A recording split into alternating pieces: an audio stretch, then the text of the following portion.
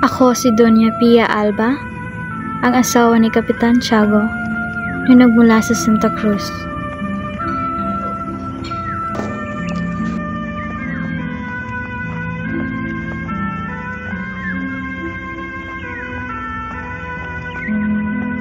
Ako ang tumulong kay Kapitan Tiago sa pagpapayaman at pagtaas ng kanyang katayuang panlipunan.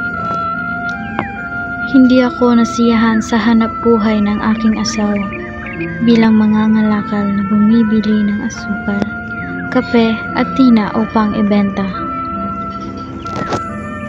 Nais kong magtanim at mag-ani, kaya bumili kami ng lupain sa bayan ng San Diego. Dito nagsimula ang pagkakaibigan namin kay Padre Damaso, kura sa San Diego, at kay Don Rafael Ibarra na pinakamayamang kapitalista ng bayan. Matagal na hindi kami nagkaanak hanggang pinayuhan kami ni Padre Damaso na tumango sa Obando at magsayaw sa pista ng San Pascual Bailon.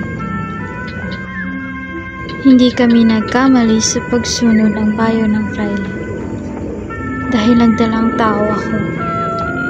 Salungat ang aking naging reaksyon sa pagdadalang tao. Imbes na naging masaya ay naging napakamalungkutin at hindi na ako ngumiti muli. Aking kinasusuklaman ang anak sa sinapupunan. Isang lagnat ng kapanganak ang tumapos sa aking kalungkutan.